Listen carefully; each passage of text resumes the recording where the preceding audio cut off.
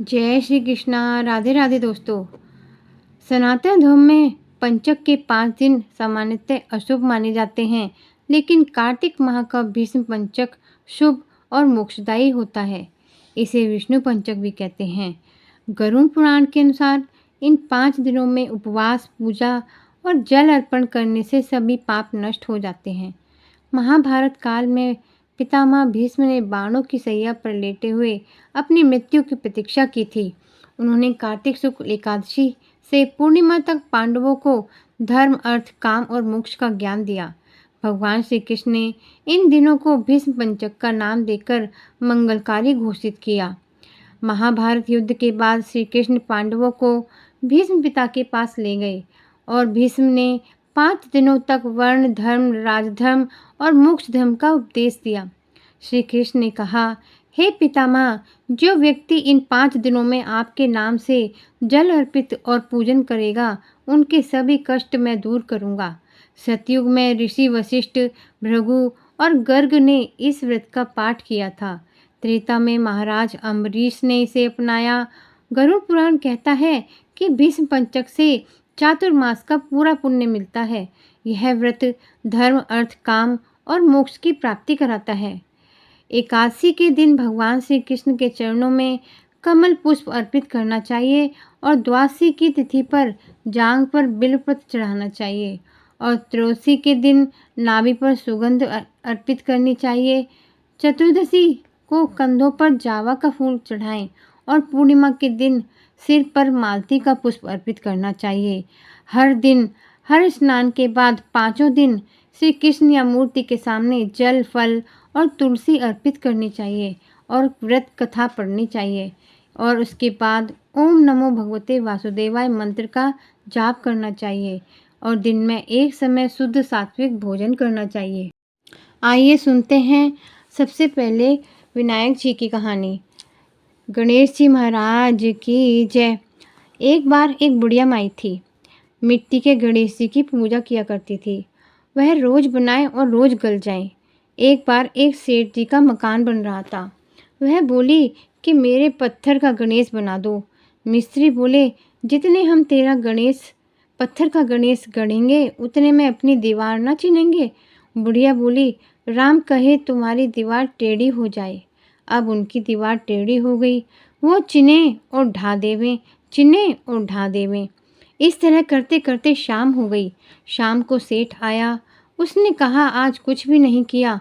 वो कहने लगे, एक बुढ़िया आई थी, वो कह रही थी मेरा पत्थर का गणेश गढ़ दो। हमने नहीं गढ़ा तो उसने कहा तुम्हारी दीवार टेढ़ी हो जाए। तब से दीवार सीधी नहीं बन रही। बनाते हैं और ढा देते हैं। सेठ ने बुढ़िया को बुलाया और कहा, हम तेरा सोने का गणेश गढ़ देंगे, हमारी दीवार सीधी कर दो। सेठ ने बुढ़िया को सोने का गणेश गढ़ा दिया। सेठ की दीवार सीधी हो गई। जैसे सेठ की दीवार सीधी की वैसी सबकी करना। बोलो गणेश जी महाराज की जय। कार्तिक के देवी देवताओं की जय। आइए अब सुनते हैं पंचभीखू की कहानी। किसी गांव में एक साहूकार था और उसके एक बेटा व बहू भी थे। बहू कार्तिक माह में रोज सवेरे उठकर गंगा स्नान के लिए जाती थी। सुबह जल्दी जाते समय वह किसी भी पराये पुरुष का मुंह नहीं देखती थी। एक राजा का बेटा भी सुबह सवेरे गंगा स्नान के लिए जाता था। वह हैरान होता कि मैं इतनी जल्दी आता हूँ, उठता हूँ स्नान के लिए, लेकिन कोई है जो मुझसे भी जल्दी उठकर नहा लेता है। कार्तिक माह के 5 दिन बचे थे कि एक दिन साहूकार की बहू तो स्नान करके वापस जा रही थी और उस समय राजा का बेटा स्नान के लिए आ रहा था। आवाज़ सुनकर वह जल्दी जल्दी जाने लगी, लेकिन जल्दबाजी में उसकी माला मोजड़ी छूट गई। राजा के बेटे ने उसकी माला मोजड़ी उठा ली और सोचने लगा कि जिस स्त्री की यह माला मोजड़ी इतनी सुंदर है, वह स्त्री कितनी सुंदर होगी। उसने पूरे गांव में मुनादी करवा दी कि जिसकी तरह माला मोजड़ी है वह 5 रात मेरे पास आएगी। साहूकार के बेटे की बहू ने कहलवा दिया कि मैं 5 रात आऊँगी, लेकिन किसी को साख भरने बैठा देना। राजा के बेटे ने एक तोते को पिंजरे में बंद कर गंगा किनारे पेड़ पर टांग दिया। बहू सुबह के समय आई, पहली पैड़ी पर पैर रखा और बोली, हे कार्तिक के ठाकुर, राई दामोदर, पांचों पांडु, छठे नारायण, भीखम राजा, उस पापी को नींद आ जाए। राजा के बेटे को नींद आ गई। बहू नहा धोकर चलने लगी तो तोते से बोली, सुआ सुआ, तेरे गल डालूंगी हीरा, मेरी साख भरियो वीरा। सुआ बोला कि कोई वीर भी साख भरता है क्या? फिर वह बोली, सुआ सुआ, सुबह तेरे पग घालूंगी नेवर, साख भरियो मेरे देवर। सुआ ने कहा, ठीक है भाभी, मैं तेरी साख रखूंगा। वह तो कहकर चली गई।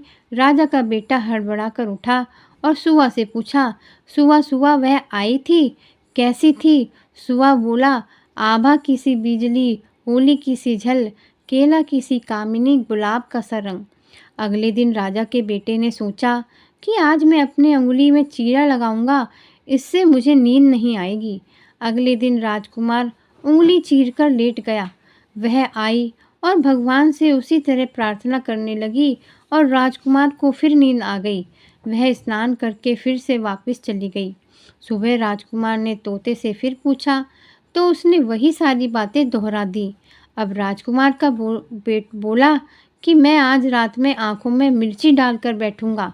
रात में वह मिर्ची डालकर बैठ गया। बहू फिर आई और प्रार्थना की, जिससे उसे फिर से नींद आ गई। राजकुमार ने तोते से बहू के आने की बात पूछी। उसने फिर बता दी।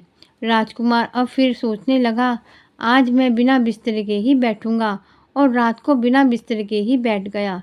जब वह स्नान करने आई तो उसने फिर से भगवान से प्रार्थना की और राजकुमार को नींद आ गई। जब वह नहा धोकर जाने लगी तो आंख बंद करके चली गई। राजकुमार जब उठा तो वह जा चुकी थी। राजकुमार फिर सोच में पड़ गया और सोचने लगा कि आज मैं अंगीठी जलाकर बैठूंगा, जिससे नींद नहीं आएगी। फिर वह रात को अंगीठी रखकर बैठ गया। साहूकार की बहू आई और वह भगवान से प्रार्थना करने लगी, आपने 4 रातें तो निकाल ली, अब यह रात और निकाल दो। भगवान ने उसकी बात रख ली और राजकुमार को नींद आ गई। जब वह नहा धोकर जाने लगी तो तोते से बोली कि इस पापी को कह देना कि 5 रातें पूरी हो चुकी हैं, वह मेरे मोतियों की माला मेरे घर भिजवा दे। सुबह राजकुमार की आंख खुली तो उसने तोते से पूछा कि क्या वह आई थी? तो तोते ने कहा, हाँ, वह आई थी और उसने अपनी माला मंगवाई है। यह सुन राजकुमार सोचने लगा कि वह तो सच्ची थी, तभी तो भगवान ने उसका सत्य रखा। कुछ समय के बाद राजकुमार को क्रोध हो गया। राजा ने ब्राह्मण को बुलाकर पूछा कि मेरे बेटे का शरीर क्यों जल रहा है। ब्राह्मण ने विस्तार से सारी बात राजा को बताई कि इसने क्या किया था। ब्राह्मण ने कहा कि इसने पतिव्रता स्त्री पर बुरी नज़र डाली, इसलिए यह इस रोग से पीड़ित हुआ है। राजा ने इसके ठीक होने का उपाय पूछा तो ब्राह्मण ने कहा कि यह उस साहूकार की बहू को धर्म की बहन बनाए और रोज़ उसके नहाए हुए जल से यह स्नान करे, तब यह ठीक हो सकता है। राजा साहूकार की बहू की माला लेकर साहूकार के घर गया और बोला कि यह माला आपकी पुत्रवधू की है, इसे ले और आपकी बहू के नहाए हुए जल से मेरे बेटे को नहला दें। साहूकार बोला, वह तो किसी पराये पुरुष का मुंह तक नहीं देखती, आप उसे इस नाली पर बैठा दीजिए। जब वह ऊपर नहाएगी तब नीचे इस नाली के पानी में आपका पुत्र नहा लेगा। राजकुमार ने ऐसा ही किया और कुछ समय बाद उसका शरीर चंदन सा हो गया। हे पंचभिखु देवता, जैसे आपने साहूकार की पुत्रवधू का सत रखा, वैसे ही सभी का रखना। पंचभिखु का गीत। पूनो नहाई पड़वा नहाई, 5 रतन पंच तीरथ, पंच भीखम नहाई।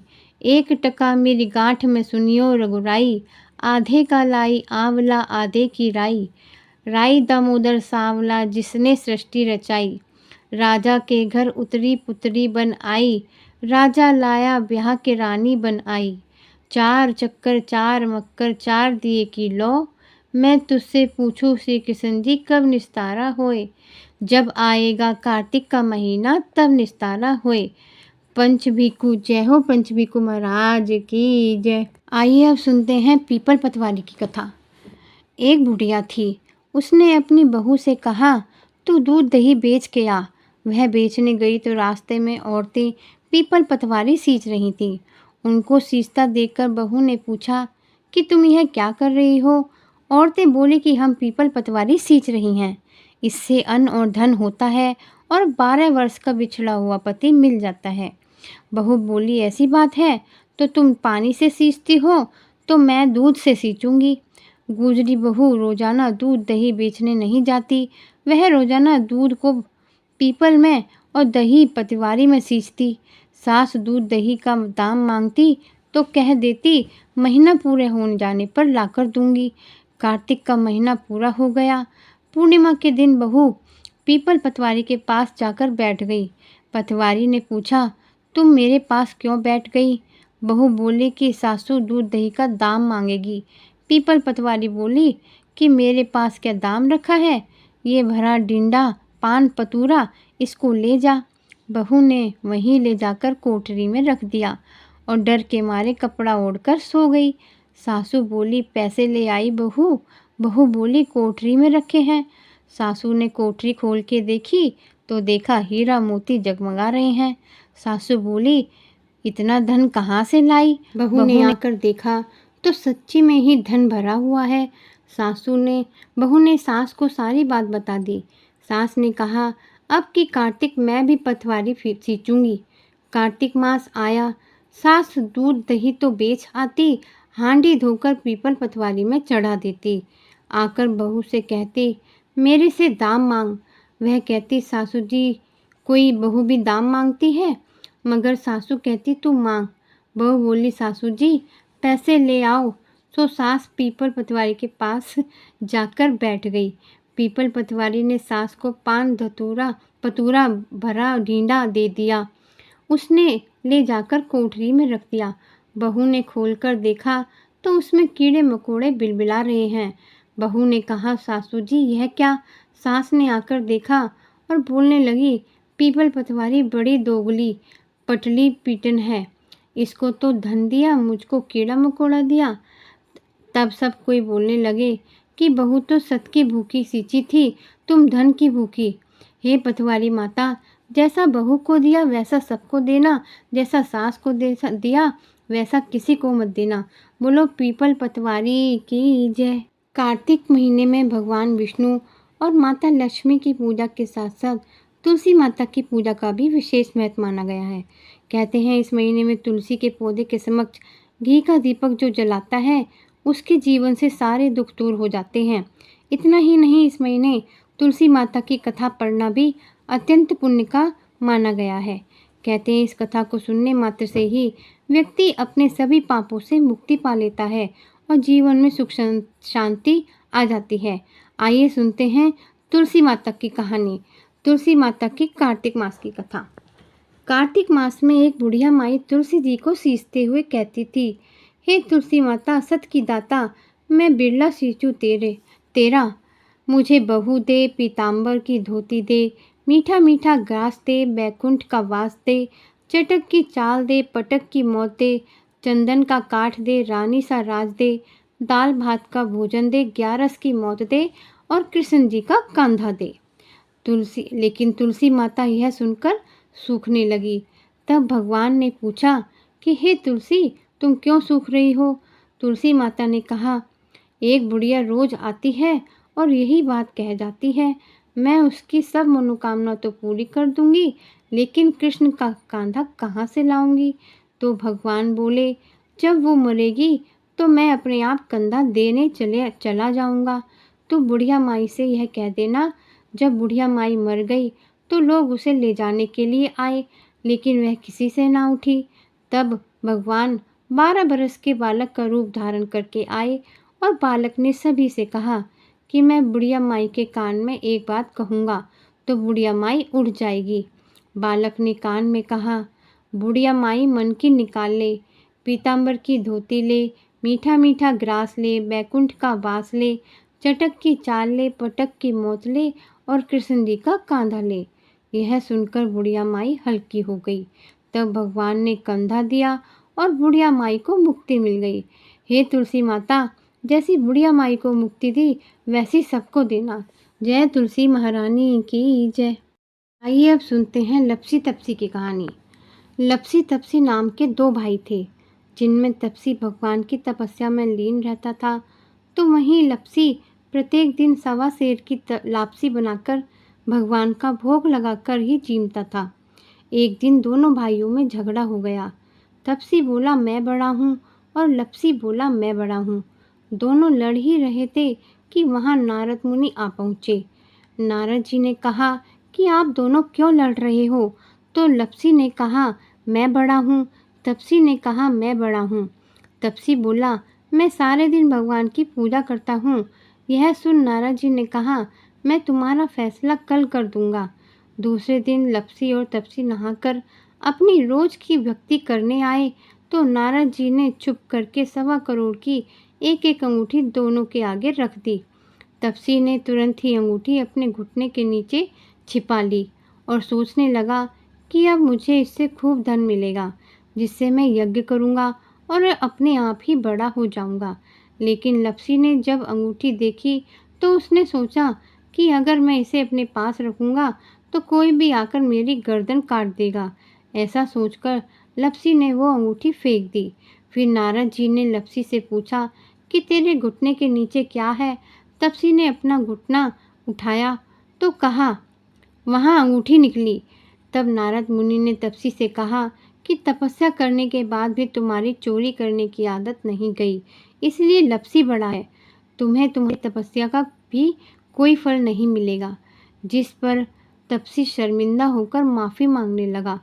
तब तपसी बोला नारद देव जी, मेरी ये आदत कैसे छूटेगी? इसका कोई उपाय बताएं। तो नारद जी ने कहा कि कार्तिक महीने में जो स्त्रियां कार्तिक व्रत रखेंगी, अगर वे तुझे अपना पुण्य देंगी तब ही यह पाप उतरेगा। तब नारद जी ने कहा यदि कोई गाय और कुत्ते की रोटी नहीं बनाएगा तो फल तुझे मिलेगा। यदि कोई ब्राह्मण को जिमाकर दक्षिणा नहीं देगा तो फल तुझे मिलेगा। यदि कोई साड़ी के साथ ब्लाउज नहीं देगा तो भी फल तुझे मिलेगा।